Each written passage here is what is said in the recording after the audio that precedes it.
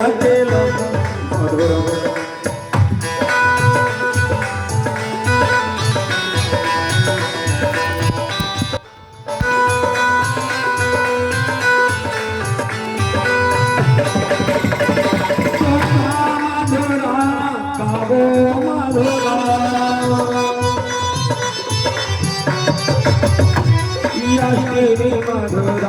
प्रतीरे मधुरा दलतम मधुरा दलतम मधुरा दलतम मधुरा पलकम मधुरा मधुराधिपते रचना मधुरा मधुराधिपते रचना मधुरा अनम मधुरम पदनम नयनम मधुरम हसतम मधुरम हृदयम मधुरम कमनम मधुरम मधुराधिपते रचना मधुराधिपते रचना मधुराधिपते रचना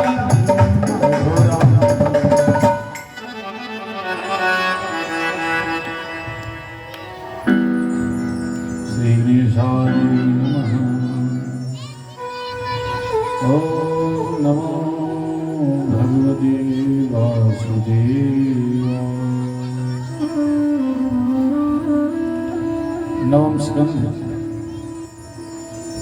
सूर्यवंश राजा अम्बरीश।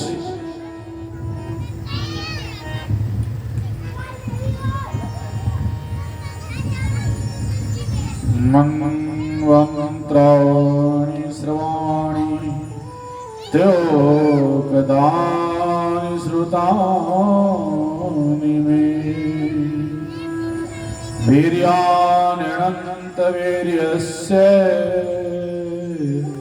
हरेस्तत्र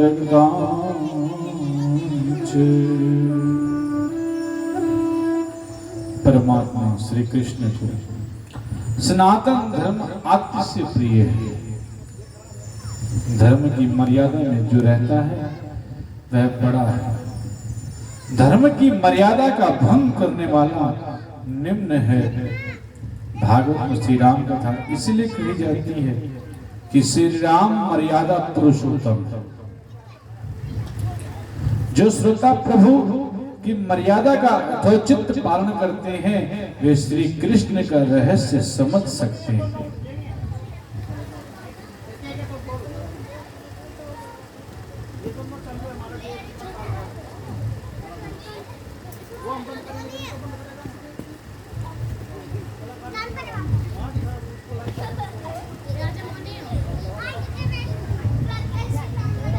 श्री राम पहले आते हैं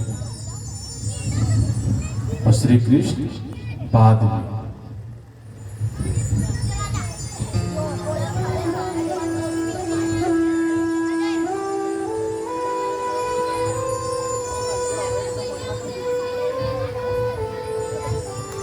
बच्चों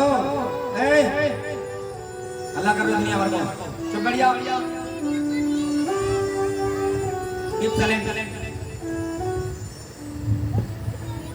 बेटा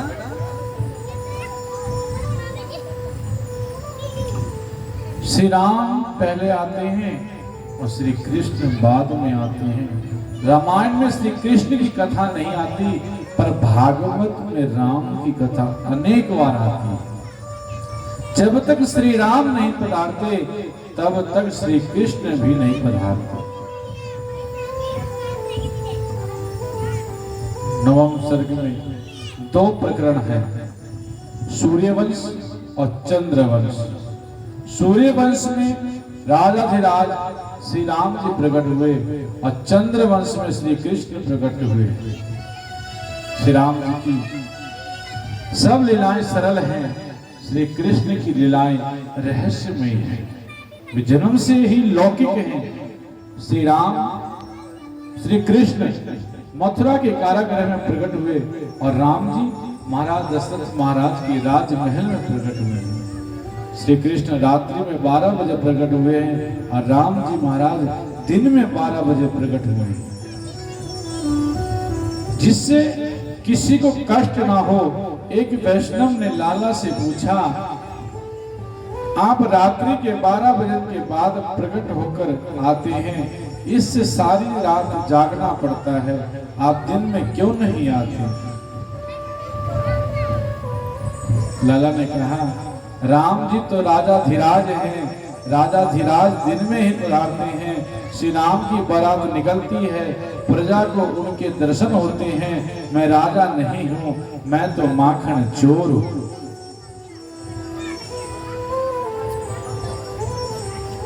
इससे रात्रि में 12 बजे के बाद आता हूं, चोर तो रात में ही आते हैं ना। श्री राम की मर्यादा का पालन करना बहुत कठिन है और श्री कृष्ण लीला का रहस्य समझना बहुत, उससे भी बहुत कठिन है। राम जी की लीला अनुकरणीय है और भागवत में राम लल्ला इसलिए है कि भागवत की कथा कहने वाला वक्ता और सुनने वाले श्रोता राम जी की मर्यादा का समुचित पालन करें, व्यवहार भी राम जी जैसा ही रखें। श्री कृष्ण भगवान की भक्ति करने वालों का जीवन राम जी जैसा होना चाहिए।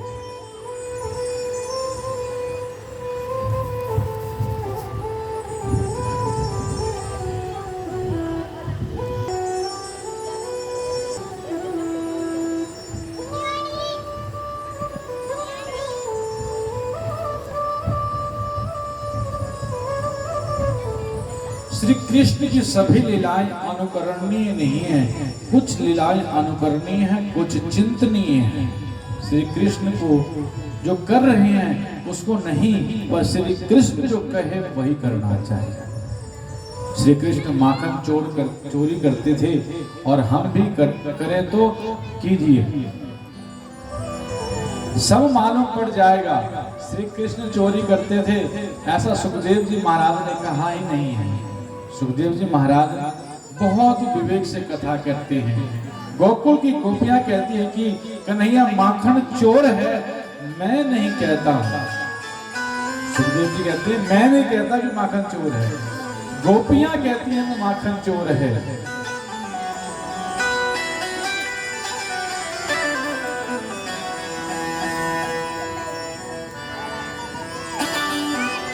जो जगत के स्वामी हैं, जो सर्वश्रेष्ठ हैं, वो माखन चोरी करते थे, ऐसा मैंने कैसे कहूं? गोपियां तो प्रेम की मूर्ति है, गोपी लाला को माखन चोर कह सकती हैं। प्रेम में गाली कभी बुरी नहीं लगती। गोपियां भले ही माखन चोर कहकर बुलाए, हमारे जैसे साधारण व्यक्ति लाला को माखन चोर कह दे तो लाला को कैसे पसंद आए? वह तो तुरंत कह देगा मैं चोर नहीं हूं, तुम चोर हो। अगर हम किसी को कह दें कि तुम चोर हो तो वो तुरंत हमारे को उल्टा कह देगा कि तुम चोर हो। लेकिन भगवान कृष्ण को गोपियां कहती हैं ये माखन चोर है, ये छलिया है, ये कपटी है, फिर भी भगवान कृष्ण उनको मजाक में ले लेते हैं और उनके साथ भी आनंद लेते हैं।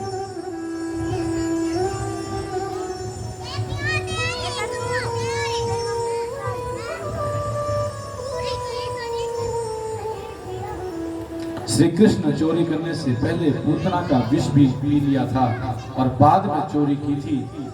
जिसको श्री कृष्ण का अनुकरण करना हो वह पहले श्री गणेश पूतना चरित्र से करे तो कोई हर्ज नहीं। श्री कृष्ण लीला का प्रारंभ पूतना चरित्र से हुआ है। श्री कृष्ण विष पी गए। श्री कृष्ण देव नहीं पर देवों के देव हैं, परमात्मा है। अभी कोई आकर कह दे कि कथा के इस मंडप में नाग आया है तो क्या आप कथा में बैठेंगे? सब भाग जाएंगे। बाल कृष्ण लाला तो खेल खेल में काली नाग पर दमन करते हैं। श्री कृष्ण परमात्मा है। श्री कृष्ण जो करते थे उसे ना कीजिए, ऐसा कोई देव नहीं कर सकता। श्री कृष्ण वृंदावन में रास लीला करते हैं और उसका भी नियम है। 6-7 वर्ष के बालक को ही रास लीला में रखते हैं। यह अति दिव्य निर्दोष लीला है। रास लीला के दर्शन कीजिए और सुनिए, पर रास लीला करिएगा नहीं। रास लीला का चिंतन कीजिए। मध्य में राधा माधव हैं। एक एक गोपी के पास श्री कृष्ण का स्वरूप है, प्रेम से वे खेल रहे हैं। रासलीला के अनुकरण की अनुमति नहीं है। श्री कृष्ण की जब सब लीलाएं अनुकरणीय है, रामचंद्र की प्रत्येक लीला अनुकरणीय है। राम जी महाराज जैसा आप कीजिए, श्री राम परमात्मा है, पर राम जी की प्रत्येक लीला समाज को धर्म का शिक्षण देने के लिए है। श्री राम सनातन धर्म की मूर्ति है, श्री राम मर्यादा के अवतार है, श्री कृष्ण प्रेम अवतार है, भगवान शंकर करुणा अवतार है। कर्पूर गौरम करुणावतारम संसार सारम भुजगेंद्रहारम। शिव जी का करुणा का स्वरूप है, श्री कृष्ण प्रेम स्वरूप है, श्री राम मर्यादा स्वरूप है। भागवत की कथा के वक्ता और श्रोता को मर्यादा में रहना चाहिए। राम की मर्यादा का समुचित पालन करे तो मन शुद्ध हो जाएगा और तभी रास का रहस्य समझ में आ सकेगा।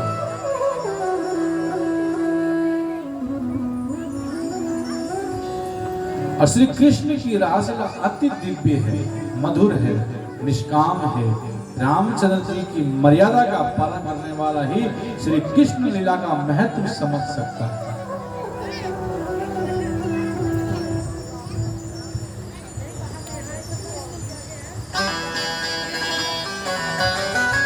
सूर्य वंश में श्री रामचंद्र प्रकट हुए हैं। राजा ने प्रश्न पूछा कि महाराज, इस सूर्य वंश की कथा सुनने की मुझे बहुत इच्छा है। राजा परीक्षित सुखदेव जी से कहते हैं कि महाराज, इस सूर्य वंश की कथा सुनने की मुझे बहुत इच्छा है। सुखदेव जी महाराज वर्णन करते हैं, राजन, इस वंश की कथा अनेक दिनों तक कहता रहूं तो भी इसका अंत नहीं आएगा। समय अनुसार इसे मैं संक्षेप में कहूंगा। आदि नारायण परमात्मा की नाभि में से कमल प्रकट हुआ, उस कमल में से ब्रह्मा जी प्रकट हुए और ब्रह्मा जी के पुत्र मरीच हुए और मरीचि के पुत्र कश्यप हुए, कश्यप के पुत्र विश्वान सूर्य हुए। सूर्य के घर वैवस्वत मनु महाराज का प्रकट्य हुआ। वैवस्वत के मनु के वंश में इक्ष्वाकु, नृगश्यात, धृष्ट, धृष्ट, करुष, प्रसिद्ध, नृशंत, नवक और कवि ऐसे बालक पैदा हुए। एक एक के वंश का वर्णन हुआ है। मनु महाराज के बड़े पुत्र जो इक्ष्वाकु हैं, उनके वंश में रघुनाथ जी प्रकट होने वाले हैं। मनु महाराज के दूसरे पुत्र राजकुमार प्रसिद्ध के द्वारा अनजाने में गाय की हिंसा हुई, उसका वंश ना बढ़ सका। मनु महाराज का दूसरा पुत्र नवक हुआ। नवक के घर नाभाग का जन्म हुआ। नाभाग के घर भक्तराज अम्बरीश महाराज प्रकट हुए। नाभागादम्बरीशो महाभागवतः कृति नाश प्रसद ब्रह्म शापो अपेयं देहदचित। अम्बरीश राजा की कथा सुखदेव जी ने बहुत प्रेम से कही। सुखदेव जी महाराज सन्यासी महात्माओं के आचार्य हैं। सुखदेव जी महाराज भगवान श्री शंकराचार्य स्वामी के परम गुरु हैं। श्री शंकर स्वामी के गुरु हैं। गोविंद भागवत पाद गोविंद भगवान के गुरु हैं गौड़पाद, और गौड़पाद सुखदेव जी महाराज के शिष्य हैं। ब्रह्मा विद्या की परंपरा इस तरह चलती आ रही है। सुखदेव जी विद्या के आचार्य हैं, परमहंस शिरोमणि है। कथा राजा रानी की कर रहे हैं। सुखदेव जी को राजा रानी की कथा करने से क्या लाभ? विरक्त साधु विलासी गृहस्थ के घर की बात भी नहीं सुनना चाहते। विलासी गृहस्थ के घर की बातें सुनने पर भी मन बिगड़ने की संभावना रहती है। विलासी जन से साधु दूर ही रहते हैं। विलासी घर में संतों की दुर्गंध आती है। भागवत में किसी राजा की कथा नहीं है और किसी रानी की कथा भी नहीं है। भागवत की प्रत्येक अध्याय के अंत में लिखा है, पारहंस्याम सन्निहितायां। परमहंस की कथा है। अम्बरीश महाराज राजमहल में परमहंस का जीवन व्यतीत करते हैं। परमहंस है इसलिए भगवे वस्त्र पहनते हैं, ऐसा कुछ नहीं है। वे भक्त के रंग में रंगे हैं। राजमहल में सन्यासी के समान जीवन व्यतीत करते हैं। कांगरोली में जो द्वारकानाथ विराजमान है वे अम्बरीश राजा के ठाकुर जी हैं। अम्बरीश राजा की प्रभु में निष्ठा है, स्त्री संपत्ति भक्ति है के साधन है, भोग के साधन नहीं है। अकेला पुरुष या अकेली स्त्री समुचित भक्ति नहीं कर सकती। पुरुष को स्त्री की जरूरत है और स्त्री को पुरुष की जरूरत है। पति पत्नी का पवित्र संबंध परमात्मा के लिए है। अम्बरीश राजा के महल में रानियां सेवा में लीन है, पर राजा की आंखों में विकार नहीं है। राजा रानी द्वारकानाथ की सेवा बहुत प्रेम से भाव से पूर्वक करते हैं। द्वारकानाथ स्वामी है, मैं सेवक हूँ, ऐसी उनकी निष्ठा है। मंदिर में बुहारी भी स्वयं लगाते हैं, झाड़ू पोछा भी राजा स्वयं करते हैं। सावे मनः कृष्णा पदारविन्दयोर्वाचांसि वैकुण्ठगुणानुवर्णे करो हरेर्मन्दिरराजनादिषु श्रुतिं चकार कथोति। भगवान आपको संपत्ति देंगे तो आप अपने काम के लिए भले ही नौकर रखिए, पर ठाकुर जी की सेवा के लिए नौकर ना रखिए। ठाकुर जी की सेवा स्वयं कीजिए। अनन्य भाव से अम्बरीश महाराज द्वारकानाथ की सेवा करते हैं। कई लोग ऐसा समझते हैं कि यह सब मैंने प्राप्त किया है, मैं अधिक सुख क्यों नहीं भोग लूं। आपको प्रभु जो देते हैं वे आपके लिए ही देते हैं। जिससे प्रभु अधिक देते हैं उससे प्रभु ऐसा आशा करते हैं कि यह मेरे बालकों की सेवा करे। संपत्ति भोग के लिए नहीं, सेवा के लिए है, भक्ति के लिए है। ग्रंथों में वर्णन है कि अम्बरीश महाराज के ठाकुर जी 52 मन काली मिर्चों का भोजन करते थे। 52 मन काली मिर्चों का भोजन करते थे। 52 मन मिर्चों के उपयोग से कितने मन खाद्य पदार्थ बनते होंगे। राजा सरस सामग्री बनवाते हैं, द्वारकानाथ को भोजन करवाते हैं, अब प्रभु का प्रसाद गरीबों ब्राह्मणों और साधुओं को दान में बांट देते हैं। अम्बरीश राजा संपत्ति का सदुपयोग करते हैं। अम्बरीश महाराज निर्जला एकादशी का व्रत करते हैं। आप भले ही निर्जला एकादशी ना कर दें, दूध पीकर व्रत कीजिए, फल खाकर व्रत कीजिए। एकादशी के दिन 2-3 बार भूख लग जाने जाए तो 2-3 बार दूध पीजिए। दूध और फल के आधार पर एकादशी करने वाले को एकादशी का फल मिलता है। कढ़ी भात खाने वाले को फल नहीं मिलता। कढ़ी या दाल भात खाने वाले को पाप लगता है। कुछ लोग एकादशी के आने पर यह समझते हैं कि दिवाली आ गई है। एकादशी के दिन संयम रखकर भक्ति करनी चाहिए। एकादशी का व्रत 3 दिनों का है। दशमी के दिन एक बार सात्विक भोजन करना चाहिए। एकादशी के दिन शुद्ध रूप से व्रत करने के लिए रात्रि तप जागरण करना चाहिए और द्वादशी के दिन भी एक ही बार भोजन करना चाहिए। इन तीनों दिनों का तप ऐसा है कि इसकी शक्ति से आप 11-12 दिनों तक पाप से दूर रह सकेंगे।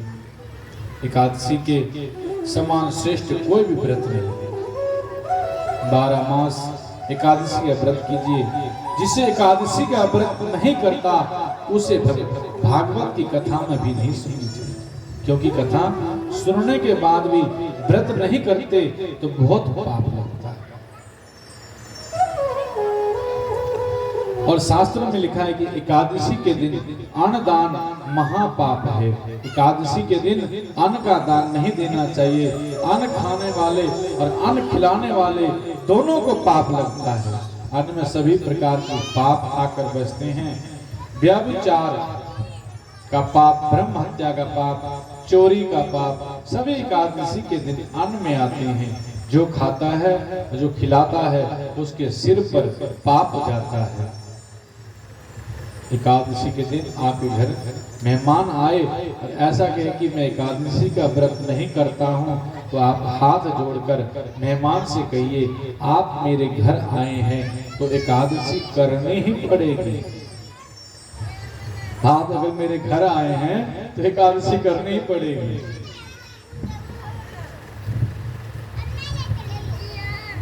शायद ही कुछ ऐसा परिवार है जहां पे एकादशी के दिन पूरे बच्चे से लेकर बूढ़े तक सब एकादशी का व्रत करते हैं। शायद 1%। नहीं तो कहते एकादशी के दिन सभी को व्रत करना चाहिए।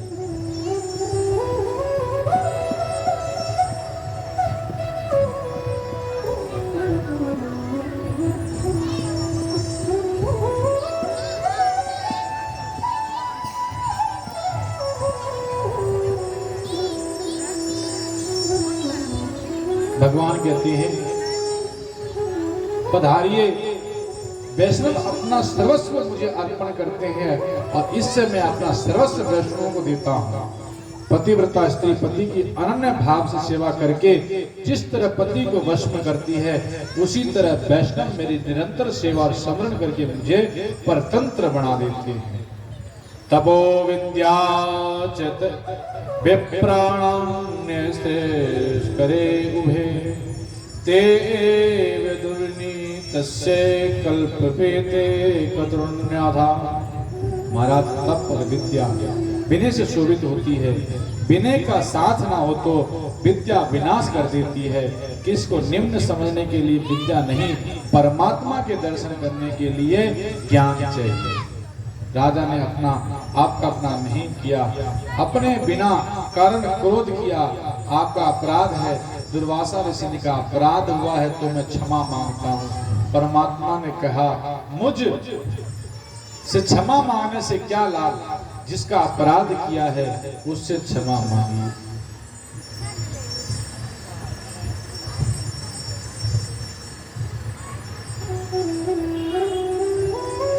दुर्वासा ऋषि अम्बरीश के चरणों में बंधन करने दौड़ पड़े।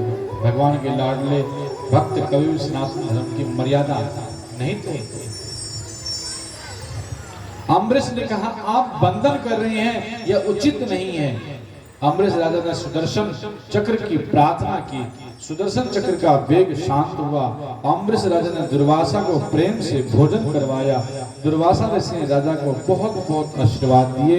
भक्ति में दुर्वासा विघ्न लाती है। लोग मुझे मन दे, लोग मेरी बात माने, मैं सुस्त हूं, ये सब दुर्वासाएं हैं।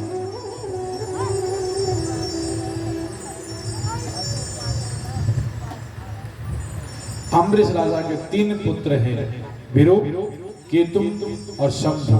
अम्बरीश राजा के वंश में अनेक राजा हो गए। बाद में मनु महाराज के बड़े पुत्र इक्ष्वाकु के वंश का वर्णन किया गया है। इक्ष्वाकु के वंश में श्री रघुनाथ जी का प्रकट्य होने वाला है। इक्ष्वाकु राजा के बिच्छू, दंडक, नेमि इत्यादि अनेक पुत्र हुए थे। इस वंश में ककृष्ट शास्त नाम का राजा हो गया। ककृष्ट के वंश में अनेना, पृथु, विश्वंदी, चंद्र, यूनाश्व, भ्रष्ट, दुंदुमार, द्रावश्व, हर्षवर, निकुंभ, वर्णाश, सेनजित, दस्ते, मानधाता हुए। उनके बाद अम्बरीश, यूनाश्व, हारित, पुरोकृत, अरण्य, हर्ष और सत्यव्रत हुए। सत्यव्रत का दूसरा नाम था त्रिशंकु। त्रिशंकु के पुत्र हरिश्चंद्र, हरिश्चंद्र के रोहित हुए। उसके हरित, चंप, विजय, भरो, वृक्ष, बाहो और बाहुक के पुत्र सगर राजा हुए। सगर राजा ने आश्वेग यज्ञ किया। सगर राजा के यज्ञ का घोड़ा इंद्रदेव उठाकर पाताल में ले गए और कपिल नारायण के आश्रम में रखा। सगर राजा के पुत्र उस घोड़े को खोजने के लिए निकले। कपिल देव के आश्रम में वह घोड़ा मिला। इससे वे कपिल नारायण को चोर समझकर मारने दौड़े। कपिल नारायण ने आंख खोली कि वे सब जलकर भस्म हो गए। सगर राजा ने पुत्र असमंजस के पुत्र अपने पौत्र अंशुमान को आज्ञा की। अंशुमान घोड़े को खोजने के लिए निकला।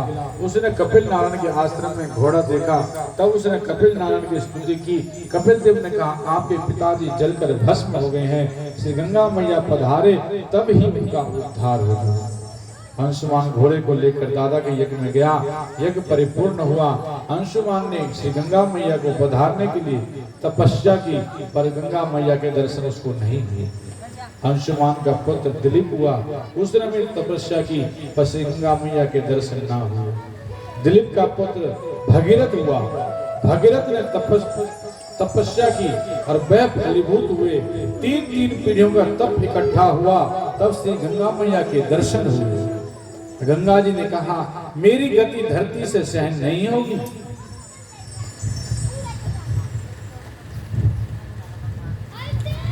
भगीरथ राजा ने